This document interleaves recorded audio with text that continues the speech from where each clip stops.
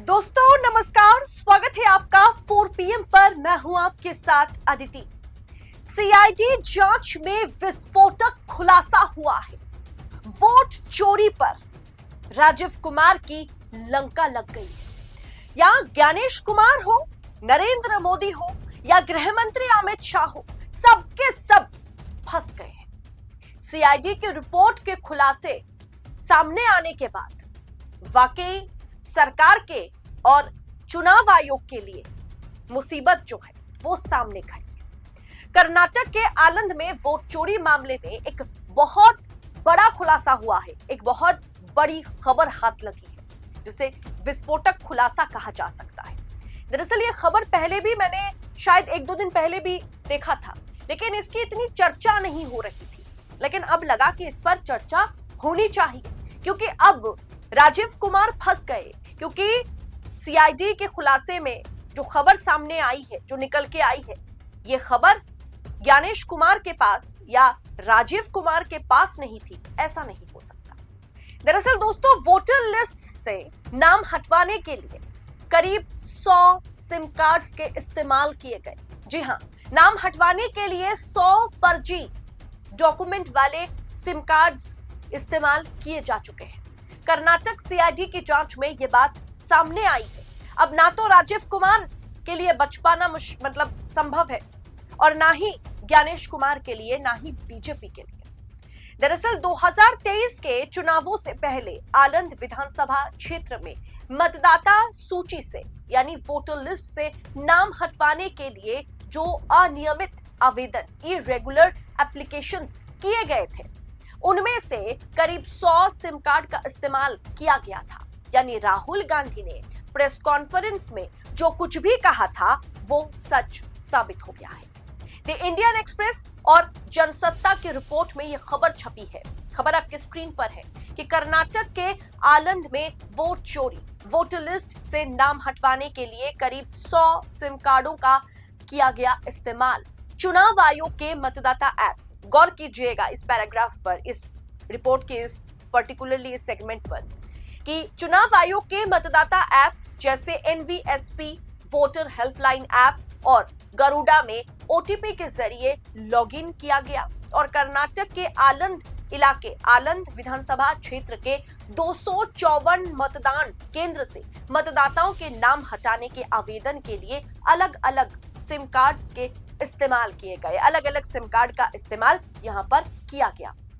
कुलवर्गी जिला का आलंद उन 2 निर्वाचन क्षेत्र में से एक था जिनका उल्लेख कांग्रेस नेता राहुल गांधी ने 18 सितंबर को अपने प्रेस कॉन्फ्रेंस में कथित चुनावी धोखाधड़ी को दर्शाते हुए सामने रखा था। दरअसल दोस्तों, सूत्रों ने बताया कि चुनाव आयोग ने फरवरी 2023 में दर्ज एक शिकायत के जवाब में सितंबर 2023 में सीआईडी को नाम हटवाने के आवेदन में इस्तेमाल किए गए मोबाइल फोन नंबर उपलब्ध कराए थे।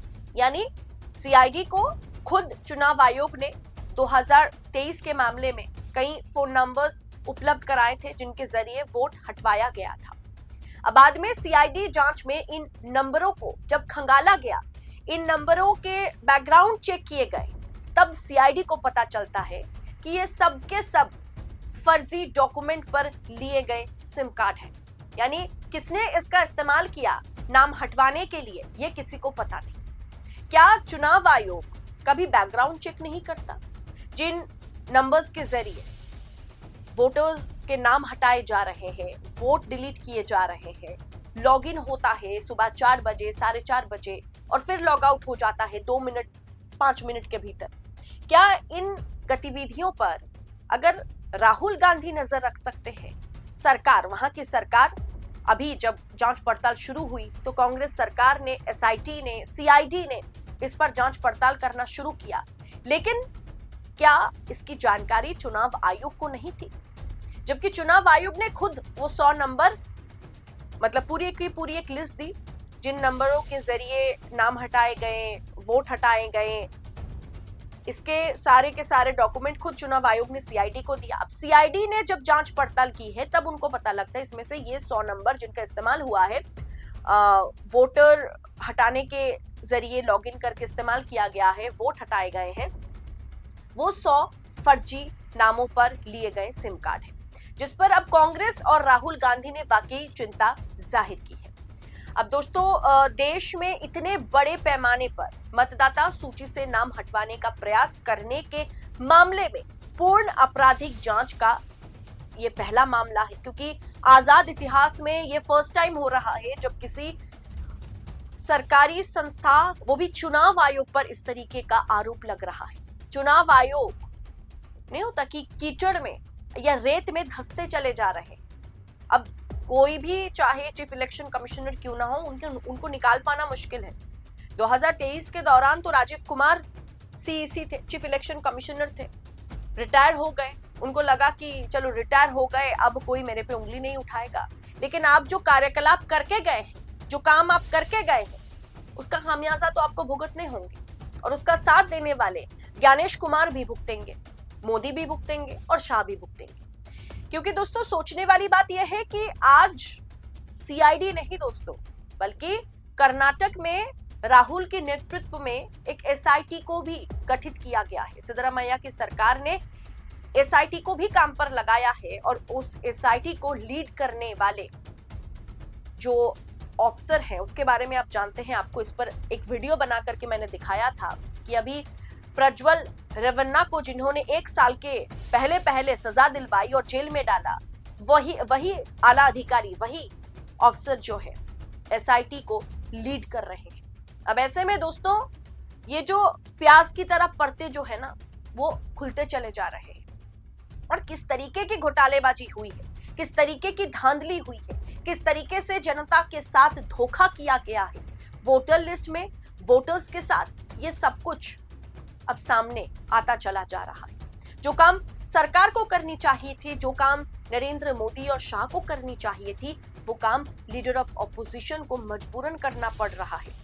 क्योंकि अगर इस तरीके से चुनाव में धांधली होती रहेगी, इस तरीके से घोटाला होता रहेगा, तो हर जगह पर सिर्फ कमल खिलेगा। कहीं पर भी किसी और की पार्टी की सरकार भाजपा बनने नहीं देगी। लेकिन आप इत्तेफाक देखिए या मेहरबानी देखिए ऊपर वाले की, कि कर्नाटक में इतना घपला करने के बावजूद भी भाजपा कर्नाटक जीत नहीं पाई, गंवाना पड़ गया 2023 में। कहते हैं ना, ऊपर वाला जब देता है छप्पड़ फाड़ के देता है, और जब लेता है तब भी। और वही कहीं ना कहीं भाजपा के साथ कर्नाटक में हुआ। लेकिन आज इस तरीके के जो खुलासे हो रहे हैं, इस पर चुनाव आयोग चुप्पी साध कर बैठा हुआ है, प्रेस कॉन्फ्रेंस सरकार कर रही है। दोस्तों, इस विषय पर आपकी राय क्या है? सीआईडी के इस खुलासे के बाद क्या चुनाव आयोग अपना रुख साफ करेगा, या फिर एक बार भारतीय जनता पार्टी अनुराग ठाकुर या फिर संबित पात्रा या फिर किसी और मंत्री, सांसद या नेता को प्रेस कॉन्फ्रेंस पर बिठा देगी? ये आगे पता चलेगा। फिलहाल इस रिपोर्ट पर अपनी राय, महत्वपूर्ण टिप्पणी कमेंट बॉक्स में हमारे साथ साझा करें, और ऐसी तमाम खबरों को यूं ही पाने के लिए 4 PM न्यूज नेटवर्क के साथ बने रहे। मुझे दीजिए इजाजत। बहुत बहुत शुक्रिया आप सभी का। जय हिंद, जय भारत।